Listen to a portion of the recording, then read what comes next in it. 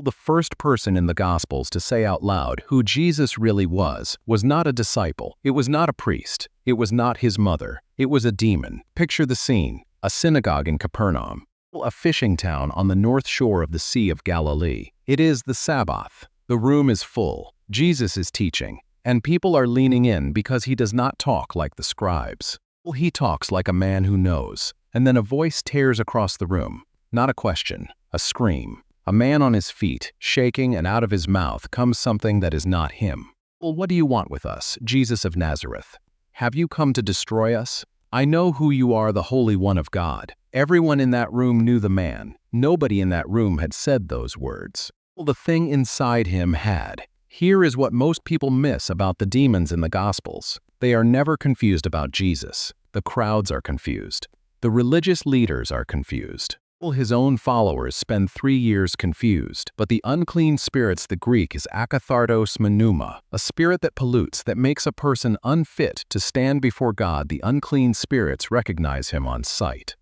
Every single time. Before the miracle, before the cross, they know. So this video is not about horror. It is not about jump scares or biblically accurate monsters. It is about a pattern. Because if you line up every demon Jesus cast out, everyone the Gospels actually record, you start to see something. Each encounter pulls back a curtain on what these things are, on what they do to a human being, and on exactly how much authority the man from Nazareth was walking around with. We are going to look at all of them. The man in the synagogue, a woman with 7 of them inside her, a little girl her mother could not save, a boy his father had almost given up on, and out on a lonely shore, across the water. The most terrifying one of all, a man who called himself an army. But before we get there, hold on to that first strange fact. The thing in the synagogue knew his name, and it was afraid. Keep asking yourself why, because the answer changes everything. Watch what happens next. Back in that synagogue, Jesus does not argue with the spirit. He does not negotiate. He says 2 words, "Be quiet," and then, "Come out of him." That is it. The man convulses. The spirit shrieks one last time, and then the room goes still. The man is himself again, and the people, the Gospel of Mark says they were amazed. And they turn to each other and ask the question that runs underneath this entire video. What is this? He gives orders to unclean spirits, and they obey him. That is the first thing every exorcism reveals. Authority. Not a ritual, not a spell, not a fight that could go either way. A command and instant obedience. Remember that, because later we will meet a spirit that does not come out so easily. And the reason why will surprise you. Now let me introduce you to someone whose name you already know, and whose story you have probably heard wrong. Mary Magdalene. For centuries, people painted her as a fallen woman. A prostitute. The Gospels never say that, not once. Here is what they actually say. In one short line in the 8th chapter of Luke, Jesus had driven 7 demons out of her. 7. We'll sit with that number. In the Bible, 7 is the number of completeness, of fullness. 7 demons is not a head count. It is a picture of a life completely overrun. A woman who had lost, we can only imagine, years to something that was not her, wearing her like a coat. And then one day a man looked at her and spoke and gave her back to herself. You know what she does after that? Well, she follows him. She helps fund his ministry out of her own money. She stands at the cross when almost every man has run. And on the first morning of the resurrection, she is the first human being to see Jesus alive. Well, the first preacher of the risen Christ was a woman he had rescued from 7 demons. That is not a footnote. That is the whole gospel in one life. Here is the pattern deepening.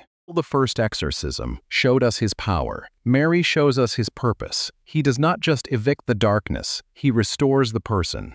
He hands them their life back and then gives them something to live for.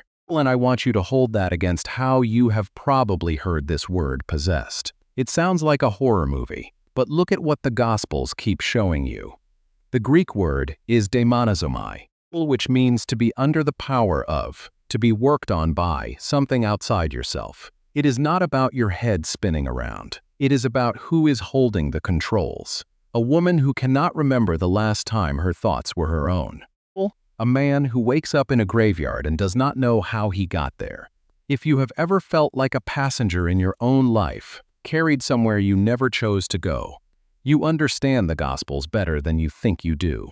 But it is not always loud. It is not always seven spirits screaming. Sometimes it looks like a woman who simply cannot stand up straight. In the 13th chapter of Luke, Jesus is teaching, again on a Sabbath, and he sees a woman who has been bent over for 18 years. 18 years unable to lift her head. Luke, who was a physician, describes her condition with a strange phrase.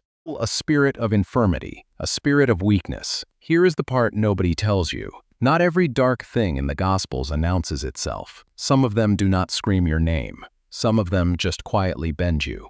Year after year until you forget what the sky looks like. Jesus sees her. He does not wait for her to ask. He calls her over, and he says, "Woman, you are set free." He lays his hands on her.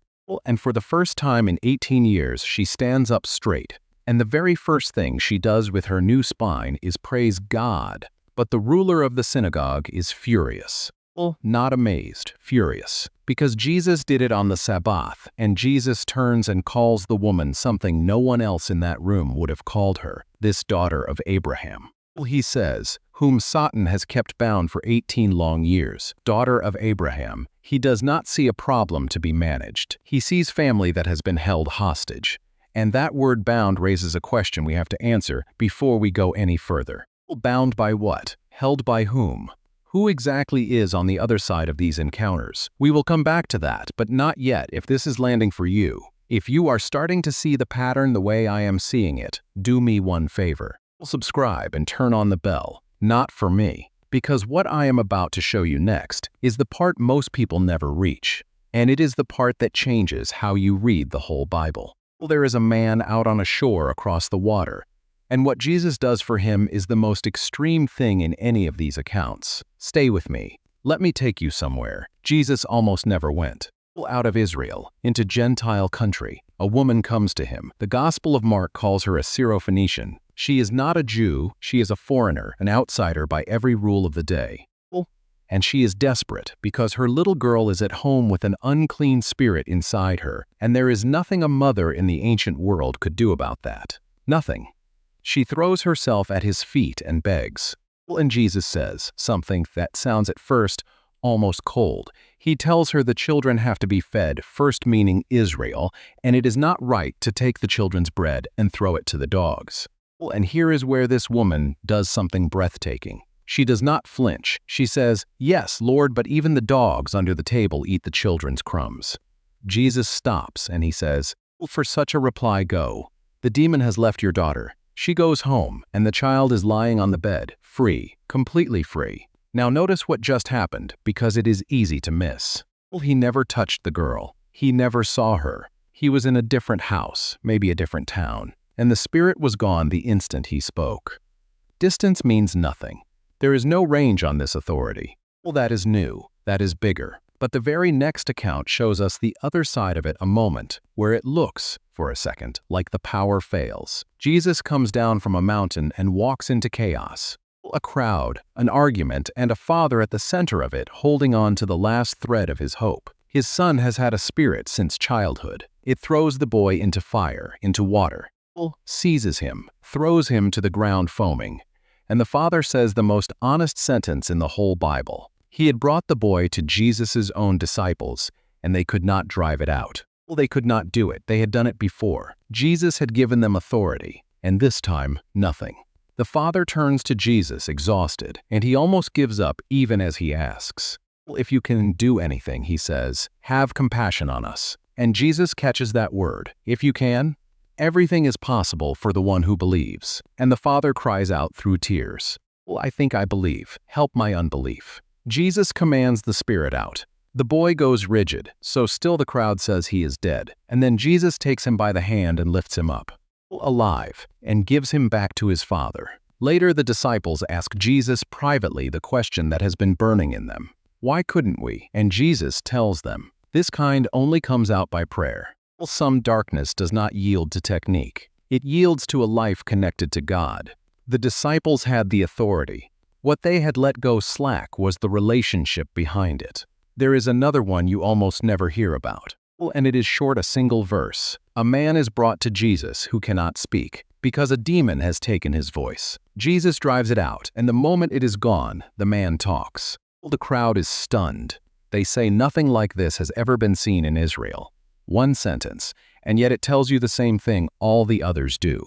The darkness had taken something specific from him, his words, and Jesus gave it straight back. Well, here's what most people miss across all of these. Watch who Jesus fights and who he does not. He never once loses to a demon, not ever. The only friction in the entire record is on the human side, a doubting father. Sleeping followers, a crowd that would rather he leave. The spirits themselves fold instantly. The battle in the Gospels was never really in doubt, and his enemies knew it. Because at one point the religious leaders watch him free a man who is blind and mute a man trapped in silence and darkness by a spirit, and they cannot deny it happened. So instead they say he does it by the power of Beelzebul, the prince of demons. And Jesus answers with a line that should stop you cold. If it is by the Spirit of God that I drive out demons, then the kingdom of God has come upon you. Well, that is what every exorcism was. Not a sideshow, an invasion, a beachhead. Every time a spirit came out of a person, a flag went up. The kingdom is here, the occupation is ending. Which brings us, finally, across the water to the man who was an army, the other side of the Sea of Galilee. Gentile territory again, a region called the Decapolis, 10 Greek cities. Roman country. And in the ancient world, when you said a certain word out here, everyone knew what it meant. Jesus steps out of the boat, and a man comes running at him out of the tombs. He lives in a graveyard. He wears no clothes. The people had tried to chain him hands and feet, and he had snapped the chains like thread. Night and day, the gospel says, he howled among the tombs and cut himself with stones. Everyone in the region knew him. Everyone was afraid of him. Nobody could help him. And this man, this wild, bleeding, chain-breaking man, sees Jesus from a distance and runs and falls down at his feet. Jesus asks him one question. What is your name? And the voice that answers is not one voice. My name is Legion, it says, for we are many. Legion. You have to understand what that word meant to the people who first heard this story. A legion was a Roman military unit. According to the historian Josephus and the records of the empire, a legion could number around 6,000 soldiers. It was the raw shape of Rome's power, the thing that had marched into their land, crushed their revolts, and occupied their world. And now here is one broken man out in a graveyard, carrying that entire army inside his skin. Sit with the horror of that. This is not one voice you can argue with. This is a mob wearing a person. 6,000 shades of the same darkness, all fighting to stay. And now we can finally answer the question I planted earlier. Why does Jesus seem to negotiate? Why doesn't he just say 2 words like he did in the synagogue? Watch closely. He does not negotiate out of weakness. The demons are the ones begging. They plead with him not to send them into the abyss, the pit, the place of final judgment, and they ask instead to be sent into a herd of pigs on the hillside, and Jesus permits it. The word the gospel uses is a military word. He dismisses them, the way a commander dismisses troops. And the pigs, the Greek, even uses a word for the herd that was used for a band of military recruits. The pigs charge down the slope. The same verb used for an army charging into battle. And they plunge into the sea and drown. Do you see the picture Mark is painting? An army called Legion, sent into the water, drowned exactly like Pharaoh's army in the book of Exodus. Jesus is not haggling with the darkness. He is holding it in the palm of his hand and letting it destroy itself, in a way anyone in that land would recognize as the end of an occupation. And now, the payoff I promised you at the very beginning. Because there are actually 2 miracles in this story, and the second one is quiet. The townspeople come out. And they find the man everyone feared. The man who lived in the tomb sitting at the feet of Jesus, clothed in his right mind. And Mark says the people were afraid, not grateful, afraid, and they begged Jesus to leave. He had upset the balance they had learned to live with. They would rather keep their pigs and their chained-up madman than have a power like this in their town. So Jesus gets back in the boat. And the healed man, of course, begs to come with him. He wants to follow, and this is the one time in all of these stories Jesus says no. Remember the man in the synagogue? The woman bent for 18 years? The little girl across the border? Every one of them was set free and sent back into their life. And this man, the worst case, the army of 6,000, Jesus tells him, go home to your own people and tell them how much the Lord has done for you. And he does. He walks through all 10 cities of the Decapolis Gentile cities, the last place on earth you would expect the gospel to land, telling everyone what Jesus did. The first missionary to the Gentile world was a man who had been an army of demons an hour before. That is the answer to the question you have been holding since the first minute. The one the darkness had held most completely became the one who carried the most light. Now think about this in your own terms. You do not have to believe in 6,000 spirits to know the experience of a voice in your head that is not on your side. You know the one, the thing that tells you at 3 in the morning that you are worthless, that it is too late, that this is simply who you are now and who you will always be. The pattern you cannot break, no matter how hard you try. The chain you keep snapping and keep waking up wearing again the next morning. Here is what Legion says to you. There is no case too far gone. The people in that town had done the math on this man and written him off, chain him, contain him, keep your distance. He is beyond help, and they were wrong. Jesus walked straight into the graveyard, past the chains, past the reputation, past the 6,000, and gave the man his own mind back. He did not run out of authority somewhere between that shore and your name. Whatever you think has too tight a grip on you, whatever you have decided is just permanent. Now you are not reading this far gone by accident. So here is what I want you to take from all of this. 3 things. First, the factual one. In every single account, the demons recognize Jesus instantly and obey him instantly. There is no exception. His authority over the unseen world in the Gospels is total. That is not my opinion. That is the plain record, encounter after encounter. Second, the personal one. He never stops at eviction, he restores. The synagogue man gets his peace. Mary gets her life and a mission. The bent woman stands up straight. Legion gets his mind and a purpose. Freedom in the Gospels is never just the darkness leaving. It is the person coming home. And third, the one I hope stays with you after you close this video. The man who was held most completely became the one who carried the message farthest. Rome's whole army drowned in the sea, and out of that wreckage walks the first preacher to the Gentiles. There is no story too far gone for God to turn it into the good news. Not the one in the graveyard, not yours. Now I want to hear from you, of all the people in this video, the synagogue. Mary, the daughter of Abraham, the father and his boy, the man called Legion, which one hit you the hardest? And why? Tell me in the comments. I read them. The crowds could not see who he was. The scholars would not, but the darkness always knew. And the darkness was always afraid.